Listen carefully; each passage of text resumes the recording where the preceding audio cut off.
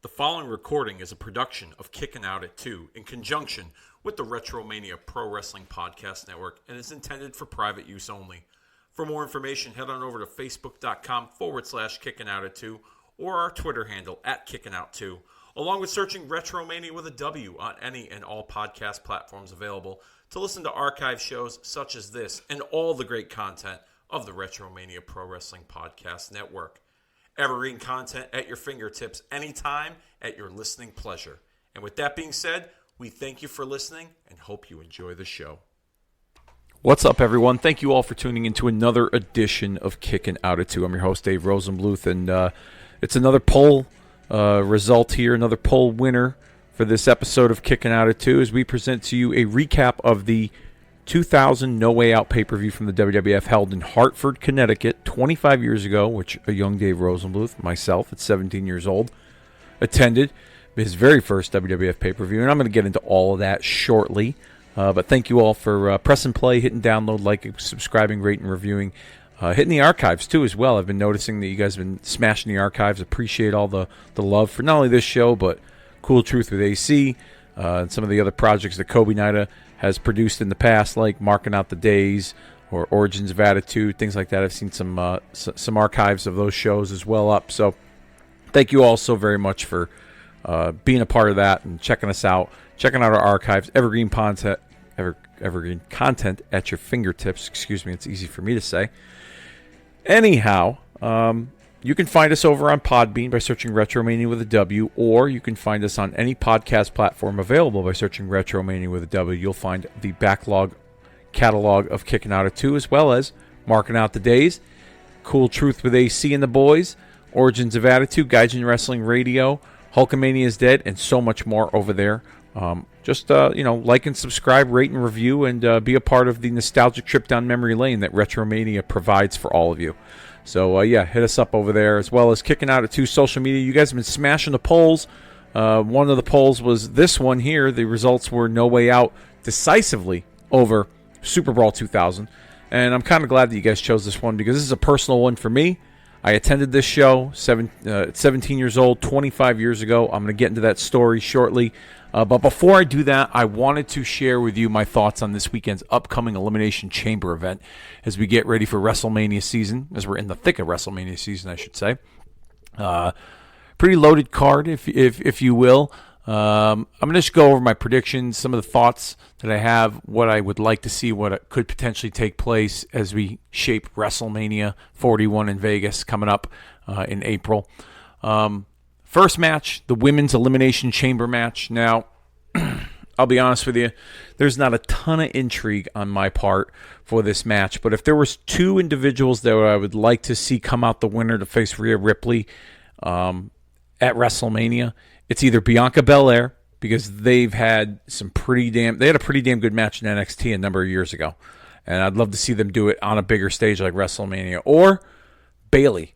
Bayley has kind of breaking out into her own in the last year or so, moved away from Damage Control, had a pretty solid run as the WWE Women's Champion, and I thought it'd be kind of cool if we saw Bayley and Rhea hook up because they've never had a major singles match before. I don't think they've even wrestled at all on WWE programming. So now the idea of maybe Bianca kind of tying things up, what hangs in the balance is the Jade Cargill situation. Now, at the time of this recording, SmackDown hasn't aired. We don't know if Jade Cargill is going to be making an appearance on SmackDown.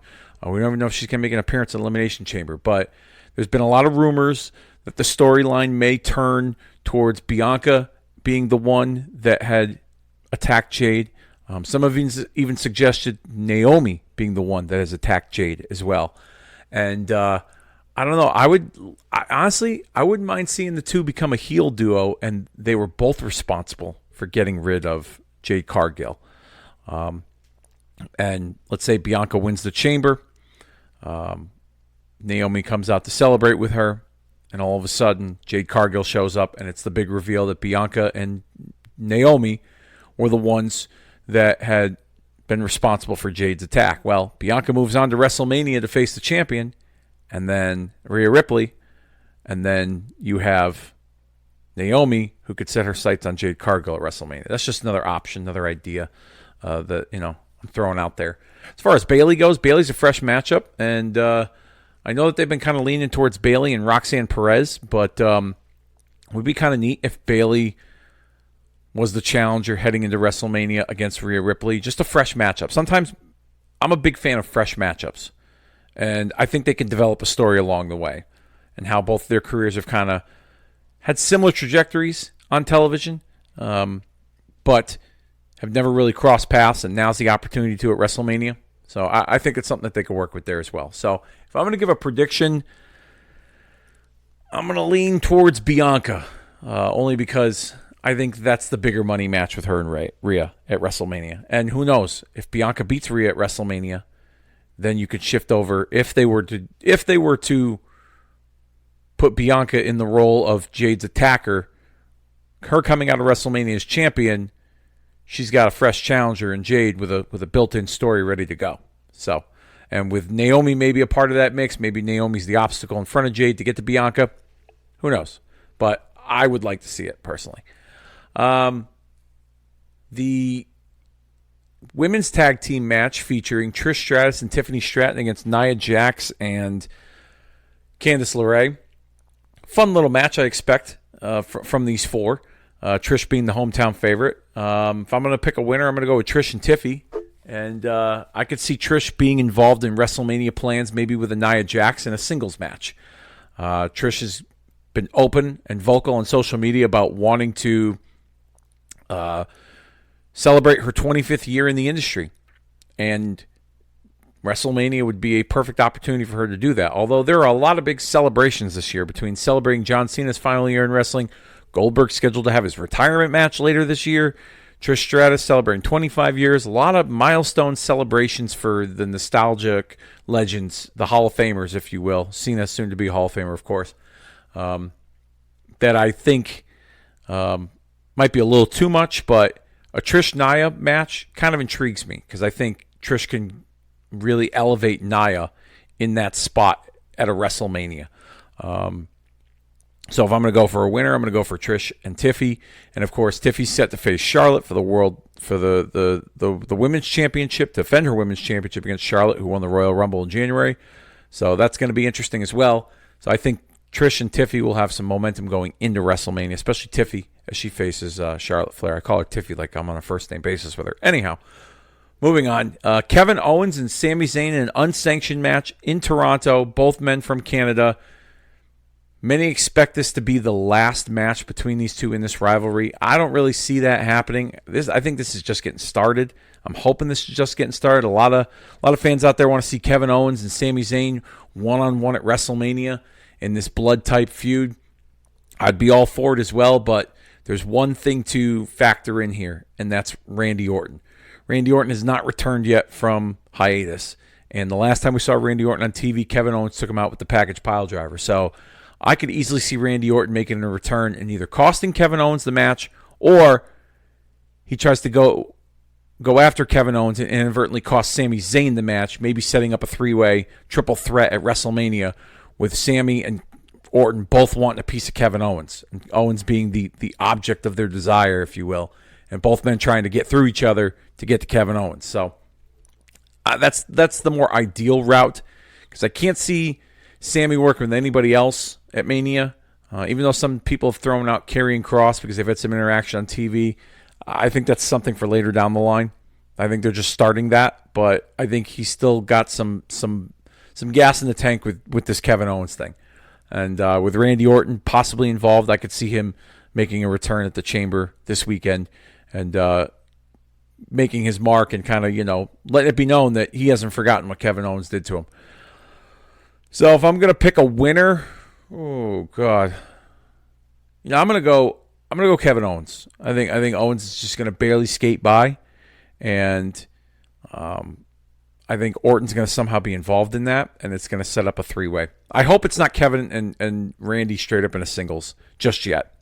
I think there's some miles in their program as well. So I hope it doesn't lead to that, because I think Sami and Kevin at WrestleMania together even with a Randy Orton making it a three-way, I think there's some compelling storytelling aspects that could be explored upon.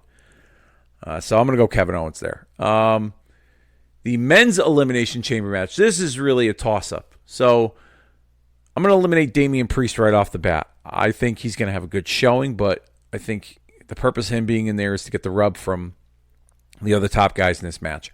I'm going to eliminate the possibility of a Logan Paul. Logan Paul's going to do some pretty fun, wild stuff in that chamber, athletically gifted that he is, but I think Logan Paul's going to be setting up his WrestleMania match inside that elimination chamber. Now,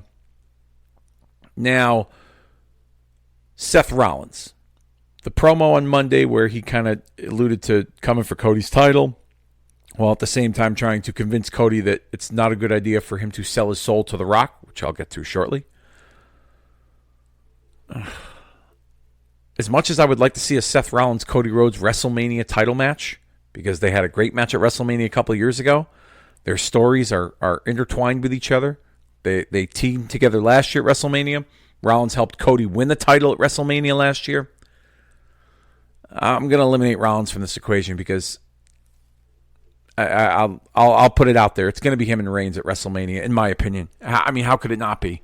If we're not going to do Roman and Rock, then Roman and Rollins is the route to go, especially after what took place at the Royal Rumble. I mean, we saw Seth Rollins curb stomp Roman Reigns twice, the second time being on the steel steps, kind of writing him off program. So it wouldn't shock me if Roman made an appearance at this chamber match, maybe to cost Rollins the win. Who knows?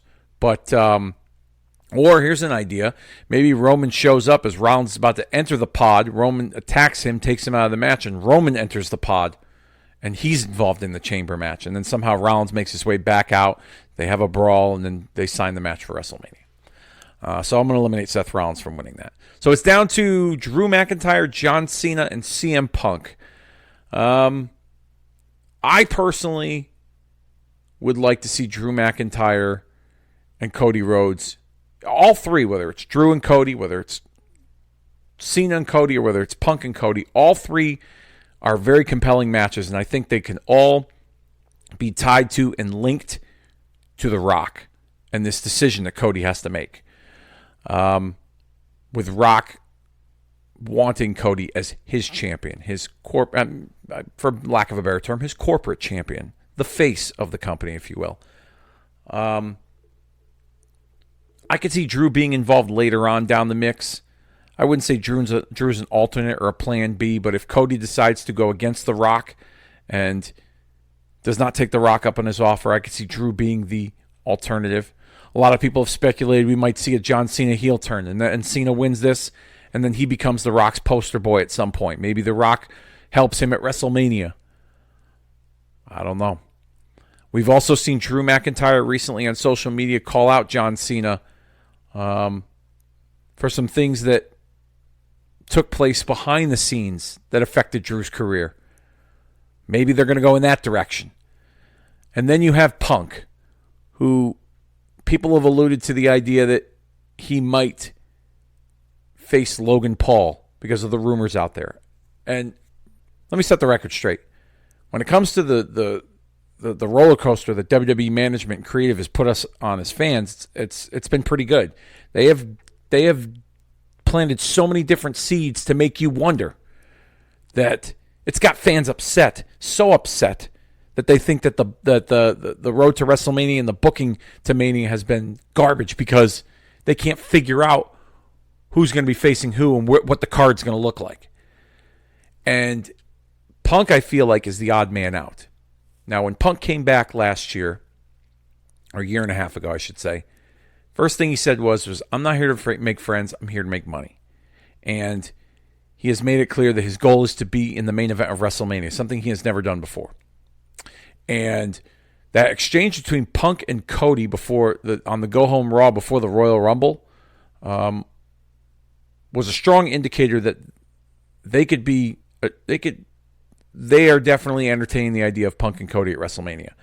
Punk even said it himself in his promo to Logan Paul, I am Satan himself. And so there's all these little Easter eggs that have been dropping. And I'm not saying that Punk would sell his soul for The Rock to be the champion, but you also have to factor in, too, the favor. What is the favor that Punk is going to ask of Paul Heyman after Punk offered his services to the Bloodline for the War Games match at Survivor Series? What is Punk going to offer? What is Punk going to ask of Heyman? A lot of people are implying it could be a title shot, and how could you not? Maybe Punk asks for... Here's an idea. Maybe Punk asks for Heyman to get Roman to take out Rollins so that Punk can win the Chamber and face Cody at WrestleMania. That's an idea. So, if I'm going to choose a WrestleMania match, if I'm going to choose the winner of this Chamber to face Cody Rhodes in a WrestleMania match for the title, I'm going to go with CM Punk. I chose him for the Rumble and I struck out. I didn't see Jey Uso coming, I'll say that. But I definitely think that it's a match everybody wants to see, and I think there's a lot of intrigue there. Their history, of course, going back to their time together in AEW, which leads me to the decision with Cody and The Rock. Now, there's two different avenues I can see this going down. Three, I should say. One, Cody turns him down. Him and The Rock get physical, and The Rock decides, well, if you're not going to be my champion, I'll be my champion, and I'm going to face you at WrestleMania. And then that leaves the Chamber winner in limbo, because is the Chamber winner going to wait for their title shot at a later date? Is the Chamber winner going to be inserted into that match, making it a triple threat? I don't know.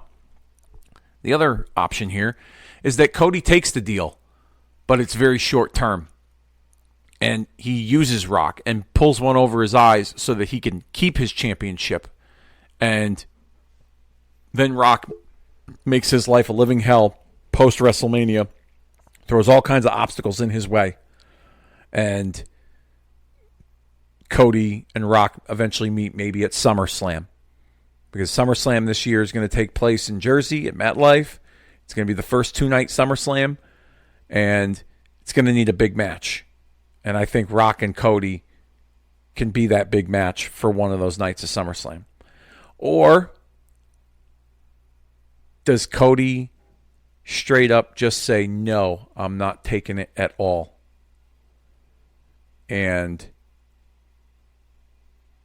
Rock finds his champion in the form of the Chamber winner. Or Rock's kind of lingering in the background, letting Cody know that, well, there are consequences now to you not taking this deal, and you're going to find out what those consequences are at WrestleMania. And let's say it's Cody and Punk, and they throw some seeds, they plant some seeds our way that maybe Rock is interested in making Punk his champion. Or maybe Rock is interested in making Cena his champion, helping Cena get to 17. Cena wants to get to 17 to break Ric Flair's record. Maybe Rock tries to entice Cena. And then you have the moral dilemma of Cody, so concerned about what others think of him as champion, and yet he now has the potential consequences weighing on him that The Rock has laid out heading into his championship match at WrestleMania. So there's definitely a bunch of different avenues they can go with it. I think it's been very intriguing in the last week or so to speculate about it. There's been so many different theories, so many different ideas to set up WrestleMania. Is The Rock going to wrestle? Is he not going to wrestle? The press conference The Rock had where he said that this match doesn't need to culminate into a story. I kind of believe that, but at the same time, I kind of don't. Based on the interaction they had on television last year, the night after WrestleMania Sunday, Rock shakes Cody's hand but says he's coming for him and he's coming for that belt. Now Rock just wants Cody's soul? Or is Rock coming for Cody and luring him in so that he can get the title? Is this whole, I want you to be my champion and I want your soul, are those Rock's true intentions? Who knows? Beats me. But it's going to be very interesting to check out Elimination Chamber and see what they have coming down the pike this weekend. Only on the Peacock and Netflix internationally, of course. Cheap plug, ha ha ha. Anyhow, let's move on to No Way Out 2000, February 27th, 2000, 25 years ago. 17-year-old Dave Rosenbluth attended. this event. And I got a little backstory as to how, this all came about before I get into the results. When I heard that WWF was going to be bringing a pay-per-view to Hartford, this was during the Attitude Era. The company was at its hottest. WWF programming was, on fire, and the WCW and ECW weren't touching them. And I had to go to this event. And for those of you youngsters out there that are so used to just going on like Game Time app or TixPix or Ticketmaster or whatever to get your tickets, you're in for a treat, because 17-year-old Dave Rosenbluth woke up very early in the morning on a Saturday, and I think it was my junior year in high school, and I had my father drop me off at the XL Center, which was once known as the Hartford Civic Center, and they had a lottery. And the lottery, you would get a ticket, and whoever drew the first ticket is where the line would begin. So you don't necessarily. Now, I was probably like 7th or 8th in line. Then I must have jumped back to like well past 50. That's how the lottery worked. And then you had first dibs on tickets. Now, I don't recall how strong online ticket sales were at that time. I think it was a lot of telephone at that time in 2000. But I ended up getting 2 cheap seats. And a friend of mine and I were going to go. And at the time, I was working at a restaurant that was next to the building. And my boss, the executive chef, he had a catering company on the side that used to do a lot of the events at the XL Center. And he wasn't doing wrestling, but he knew that he can get some tickets through some guy that worked in the office up there. So they were called executive holds. The executive holds were if like a sponsor that, usually the building or the promotion will give tickets to a sponsor, these, comps, and normally the executive holds never show up, especially for wrestling. So I ended up getting 2 executive hold tickets, which were like dead center, hard camera, ringside, straight up, and I could see everything. I had the best view. You'll even see me, if you go back and you watch this event, you'll even see me. I'm sporting a rock T-shirt, the Poontang Pie shirt, and I got a cardboard sign. I forget what it said, but you'll see me on the top of the Hell in the Cell with Cactus and Triple H as they're fighting and going back and forth with each other. You'll see me waving quite a bit. Black T-shirt, Poontang Pie with a cardboard sign. That's how good my seats were. I had a view of everything, which was awesome. Earlier in the day, I was able to get into the building before everybody did. And at the time, my boss had a vendor cart in the building as well on top of his catering service. And they used to sell fajitas, like chicken fajitas, on like a concession area. And so one of my coworkers was going to be working the fajita cart that night. And I decided to go with him so I could help him set up. And I walked in during rehearsals while they were rehearsing stuff. And I saw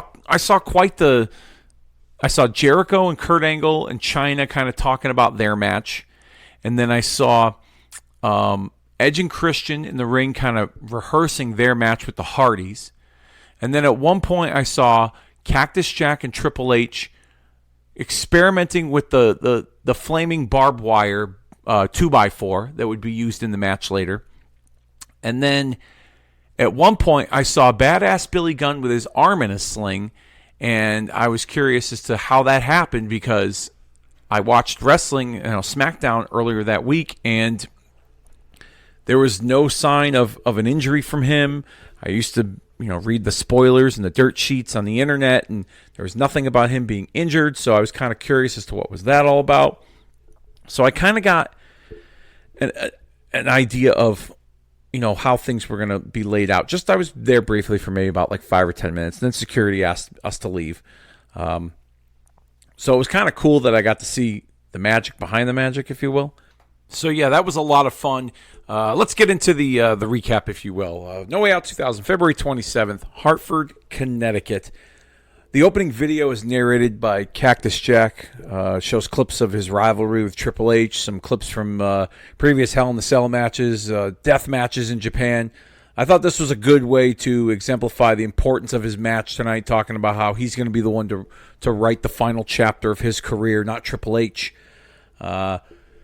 We open with Kurt Angle and Chris Jericho for the Intercontinental Championship. Angle would cut a promo on his way to the ring, rips on the old Hartford Whalers to a chorus of boos, says he's going to return to Hartford a champion and bring them the hero the city deserves. Chyna would come out with her fireworks gun, because I guess valets get separate entrances from the talents. And on that note, I never really understood the dynamic between the pairing with her and Jericho. I know that they had a rivalry in late '99 over the Intercontinental Championship, but I just didn't get her kind of being his valet. It didn't fit. Didn't seem right to me. Just felt like it was thrown together, and to see if like something would develop, and nothing really developed of it. Jericho would come out, grab the mic, calls Angle jackass, says Angle's 3 eyes stand for idiot, imbecile, and ignoramus. Jericho would then predict he's keeping the title. Y2J chance to start things off. Good back and forth action. Eventually would spill to the outside with Jericho nailing a moonsault off the stairs onto Angle. Angle would then trip Jericho on the top rope and deliver a top rope belly-to-belly suplex for a 2 count. Angle would take advantage with a series of suplexes for several 2 counts. Jericho would then fight back to deliver a double underarm hook into a backbreaker for a 2. Angle then follows up with a German suplex for a 2 count. Then Angle gets back on the attack with his ground game, headlocks and arm locks to wear down Jericho. He would continue to wear down Jericho's arm with an armbar takedown. Jericho would then make a comeback and deliver a running bulldog followed by a flying forearm for a near fall of 2. Jericho then counters on Angle with a Hurricane Rana into a powerbomb for a 2 count. Angle would then counter into a cross arm breaker, but Jericho reached to the rope to save his title. Angle delivers the Olympic Slam to Jericho, but only gets 2. Then he goes outside to grab the Intercontinental Championship, but the referee, Tim White, grabs the title, leading to Jericho delivering the Walls of Jericho. Angle fights his way to the rope to break that. And then meanwhile, the Intercontinental Championship is still in the ring. The action would spill back to the outside. Both men fight near the announce position. Angle grabs his European title. Chyna attempts to stop him. Angle swings. Chyna ducks. Jericho shoves Angle into Chyna into the steel steps. As the referee tends to Chyna, Jericho suplexes Angle back into the ring, followed up with a moonsault, but Angle uses the Intercontinental belt to hit Jericho in the face and get the win. Your new Intercontinental Champion, Kurt Angle. This was a fun opener to kick things off. First time these two ever wrestled single match one-on-one. Angle was coming up. He had won the European title a few weeks prior, or a month or so prior. Jericho was red hot as a mid-card babyface as the Intercontinental Champion. Crowd was really into the story. Overall, good way to open up this show. Backstage, Michael Cole's with the Dudley Boyz, and the Dudley Boyz predict that we will see another title change. Up next, Dudley Boyz against the New Age Outlaws for the WWF Tag Team Championship. I'll be honest with you, 25 years ago, 17-year-old Dave Rosenbluth was a conflicted young man because I was a big New Age Outlaws guy. But about a year prior, I'd just gotten into the Dudley Boyz. And so two of my favorite tag teams were going at it, and I was really looking forward to seeing what they were going to do in this match. And unfortunately, because of Billy Gunn's shoulder injury, this match was short. Probably wasn't intended to be, but it was a short match. The Outlaws would do their traditional ring entrance to a good pop despite being heels. Road Dogg working the majority of the match with the Dudleys taking the advantage. The finish would come when Billy gets nailed with a lead pipe in the shoulder on the outside off the referee's distraction. 3D to Road Dogg for the win. New WWF Tag Team Champions, the Dudley Boyz. I mean, it's a solid finish with the injury that Billy had suffered prior to the match. They kind of weaved that into the story, so it makes sense. Built some heat on the Dudleys. Although they got quite the pop, I do remember, for winning the Tag Team Championship. We see Kurt Angle celebrating in the concourse with a mob of fans. This was a fun little bit to kind of get himself some heat. Classic Kurt Angle comedy at its finest. We then see a clip from Raw of Viscera splashing Mae Young, followed by a clip from Sunday Night Heat of Mark Henry attacking Viscera backstage, leading us to this next match. Mark Henry versus Viscera. Now, 25 years ago, I went to the bathroom during this match, and 25 years later, I was taking a phone call during this match, so it must not have been anything special for me to miss it twice. If you care enough to watch this match, then go out of your way to watch it. It won't take you long. As JR would say, this was bowling shoe ugly. Several boring chants from the crowd, so it kind of tells you what everyone thought of this match. The finish comes when Mae Young enters the ring to help Mark. Viscera shoves her down, goes for a splash, but Henry shoulder blocks him, followed by a slam for the win. This was pretty forgettable. Let's move on. Lillian Garcia is backstage with Chris Jericho. Jericho shoots down the thought of friction between him and Chyna. Jericho threatens to come after Angle if he continues to celebrate this evening. Billy Gunn is backstage as we see him being tended to by the medics. Commentary speculates there's a rift between him and the Road Dogg following their championship loss. Up next, the Hardy Boys to take on Edge and Christian with Terry Runnels in their corner, in the Hardy's corner, I should say. And the winning team gets a tag team title opportunity at WrestleMania. On Sunday Night Heat, we see a clip of Terry enlisting in the services of the APA to protect her from the Dudley Boyz after Bubba Ray Dudley put her through a table a few weeks prior. APA arrived to watch Terry at ringside. As far as the match goes, to some, this might be a letdown, being that it's a traditional tag team match following their classic tag team ladder match at No Mercy in the fall. But this is still a pretty damn good match. Good back and forth overall. Lots of high-impact Daredevil moves from both teams. Fast-paced all around. The finish would come when Terry shoves Jeff Hardy off the top turnbuckle, leading to Christian delivering an unprettier to Matt Hardy for the win. Post-match, Terry tries to celebrate with Edge and Christian, but they look confused and walk off. Matt Hardy would grab Terry by the hair, trying to drag her into the ring, but the APA attack the Hardys and walk out of the ringside area. This was a little interesting twist in the Hardy story with Terry. I took this as Terry was upset that the Hardys allowed her to be put in harm's way by the Dudleys, so this was her way of getting back at them. It didn't really go anywhere after this, I'll be honest with you, which was kind of a little bit of a letdown. I do remember that they just kind of let this fizzle out without really having any serious, significant way to end the story. We see Michael Cole backstage with Edge and Christian, and Cole asks them about what transpired that led to their tainted victory. Christian didn't see it coming, but Edge stops him and says that if the roles were reversed, the Hardys would have done the same thing. Which, hindsight looking back on this, they are kind of teasing the Edge and Christian heel turn at this point, and it makes sense now looking back on it. We see Lillian Garcia backstage with the Big Show, who says he's here for redemption because his feelings were hurt after he showed the Royal Rumble footage of him winning the match. He hopes the Hartford crowd will understand as they roll the footage. Big Show predicts that he's winning and getting his title back at WrestleMania. Another impromptu match that was set up on Sunday Night Heat, pitting the Big Boss Man with Prince Albert to take on Taz. They show footage of the Boss Man and Albert attacking Taz backstage as he's entering the locker room. I'll be honest with you, this was a nice surprise when I attended this show 25 years ago, as this wasn't advertised ahead of time. I was looking forward to seeing Taz in person, coming off his Rumble debut a month prior against Kurt Angle. This match starts out with a brawl on the outside. This was very short, almost pointless to even put on the card, to be honest with you. This should have been like a Sunday Night Heat match. The finish comes when Taz applies the Taz mission on the Big Boss Man, but Albert interferes to cause the disqualification. Boss Man and Albert would attack Taz after the bell, with Boss Man cracking his nightstick over Taz's head, which is probably the only noteworthy moment of the match because it got a pretty solid pop. Taz would continue to fight back with referees and officials trying to break things up. Yeah, like I said, this is a Sunday Night Heat match all day. Putting this on the card was pointless. You see another shot of Kurt Angle. This time he's in the cheap seats with a megaphone celebrating with the fans over his Intercontinental Championship victory. Up next, X-Pac with Tori taking on Kane with Paul Bearer in a no-holds-barred match. Pretty good video package of their history as a tag team, and then eventually leading to X-Pac turning on Kane after he reformed DX.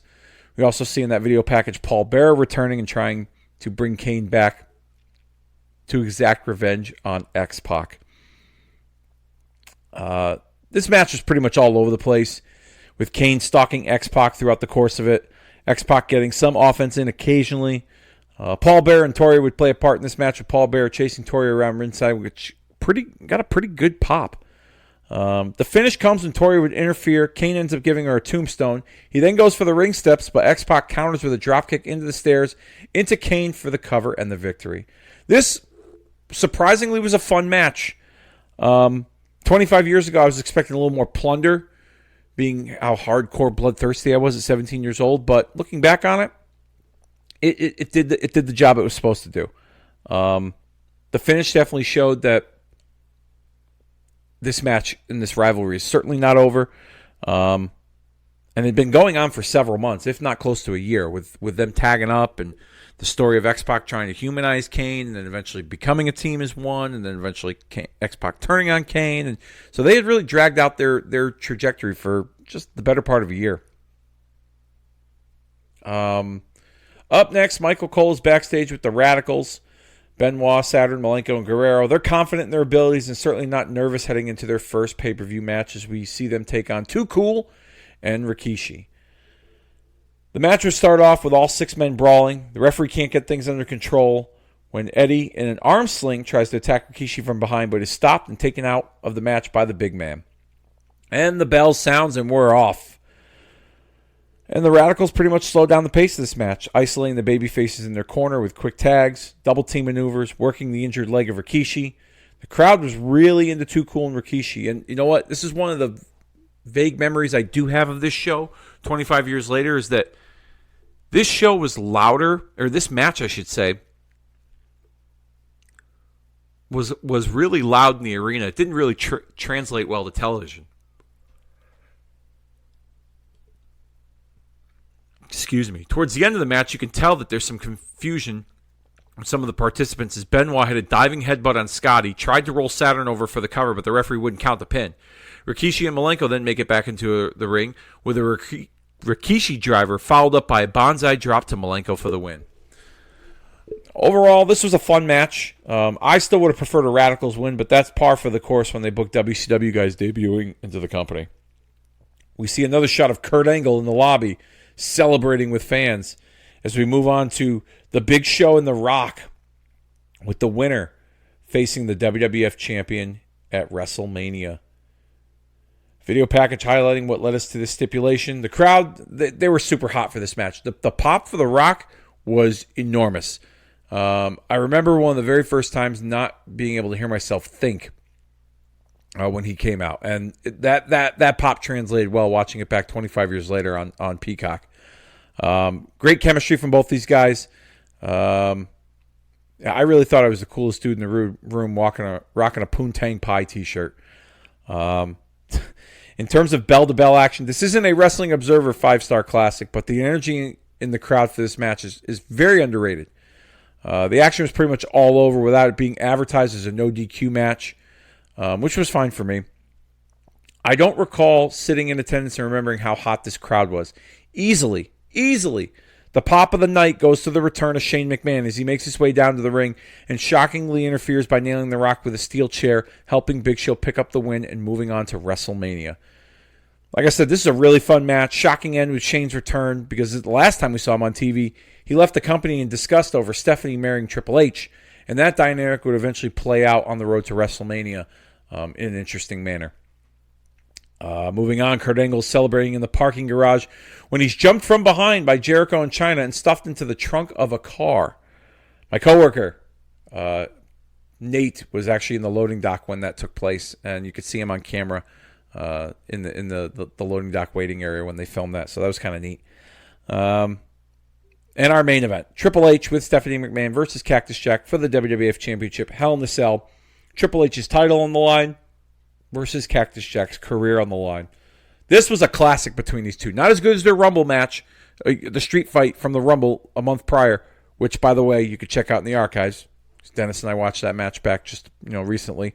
But this was a classic. The match picks up when Cactus catapults Hunter into the structure, causing him to be busted open. Cactus would punish Hunter all around the outside of the cage, delivering a flying elbow off the second turnbuckle with a chair to Hunter on the outside. Cactus then throws the ring steps at Hunter, but he ducks, and the steps manage to tear away at the cage, leaving an opening for them to get out. Cactus throws Hunter through the opening and makes his way to the outside of the structure. He would deliver a pile driver to Triple H on the announcer's table and then find a barbed wire 2x4, nailing Hunter with it. Hunter would then try to climb the cage with Cactus following him, but he manages to send Cactus off the side of the cage through the Spanish announcer's table. Cactus eventually climbs back up the structure, leading to the finish when Triple H and Cactus Jack are fighting on top of the cell. Cactus goes for a pile driver onto the flaming barbed wire 2x4, but Triple H reverses it into a back body drop through the cage onto the ring canvas, which caved in. Cactus heroically climbs out of that hole, but it's too much for him as a pedigree, finishes Cactus Jack for the win. Still, WWF champion Triple H. And the career of Cactus Jack at that time is over. The Hartford crowd, myself included, would deliver a standing ovation for Cactus as he exits the arena with tears in his eyes, and the show goes off the air. I'll be honest with you, top to bottom, this was a hell of a pay-per-view. The WWF was on fire at this point, and if there's any flaws in the show, it's the two unadvertised matches from Sunday Night Heat that were set up on Sunday Night Heat, Mark Henry and Viscera, Taz and the Big Boss Man. If they could cut these two matches, there could have been a little more time dedicated to a few of the advertised matches. If I'm going to give this show a grade, I'm going to give it a B+, A-. WWF, like I said at the beginning of this podcast, on fire, on a roll, and it was the embodiment of what their programming was at the time on this card. Really fun show. It was so fun to be a part of it, fun to watch it back 25 years later, and hopefully you all check it out as well over on Peacock, No Way Out 2000. All right, as we end the month of February, we are heading into WrestleMania season, and we got a lot of WrestleMania content planned for you down the pipe, so we hope that you guys check it out. But the poll winner for the month of March coming up, well, you guys brought it when it came to the poll, I'll tell you this much. It was either WCW Uncensored 2000 or ECW Living Dangerously 2000. And there was a deadlock tie between Facebook and Twitter.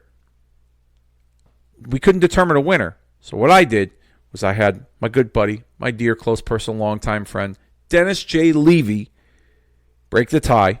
And on our next episode, we are going to be recapping and reviewing WCW Uncensored 2000, which is not a very good show from what I've heard. I've not watched it before, so this will be the first time Dennis and I sit down and watch it, and then we're going to record our recap with all of you. Following that episode, we're going to do a Spring Break Nitro episode. That's right. Remember those Spring Break Nitros where they used to host the shows at the Club La Vilas in the pool? Well, this episode we're going to be covering, Dennis and I will be covering the March 27th, 2000 episode of WCW Nitro from somewhere in Texas, some spring break town in Texas, if you will, which was headlined by Hulk Hogan taking on The Wall in the main event, as well as Ric Flair and Lex Luger taking on Vampiro and Sting in some sort of like spring break beach brawl or whatever, where they fight in the pool, they fight in the beach, as well as some other great matches on that show. And then, like I said, WrestleMania content coming up end of March, going into April as we get ready for WrestleMania. Be on the lookout for all of that on Kicking Out at 2. And with that being said, I think it's about that time that we officially put this one down for the 3 count, and we will see you all next time.